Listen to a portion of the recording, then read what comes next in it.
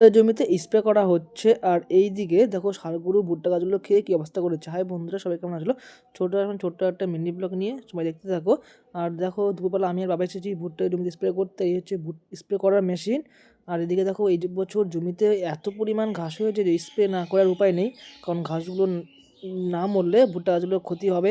বাবা এই বছর দোকান থেকে গেছিলো নতুন একটা ঘাস মারার ওষুধ, আর এই বছর এটা আমি প্রথমবার নিয়ে আসছি, নাকি ভালো, দেখা যাক কতটা কি ফল দেখা দেয়। তারপর বাবা ওষুধটা মেপে মেশিনের মধ্যে ঢেলে নিচ্ছিল, আর 2 মোটকা লাগছিল 1 ড্রামে প্রায়। তারপর জল দেওয়া হবে, জল মিশিয়ে তারপর স্প্রে করা হবে। আর এদিকে বাবা দেখতে পাচ্ছ স্প্রে করা শুরু করে দিয়েছে। আর স্প্রেটা ভালো মতো করতে হবে, কারণ প্রচুর ঘাস হয়েছে। আর স্প্রেটা ভালো মতো না করলে ঘাসগুলো মরবে না। আর ঘাস স্প্রেটা খুব একটা ভালোও না বা খারাপও না। আর এইদিকে দেখো ষাঁড় গরু ভুট্টা গাছগুলো রাত্রেবেলা এসে খেয়ে কী অবস্থা, এমনভাবে খেয়েছে আর এগুলো হবে বলে মনে হয় না।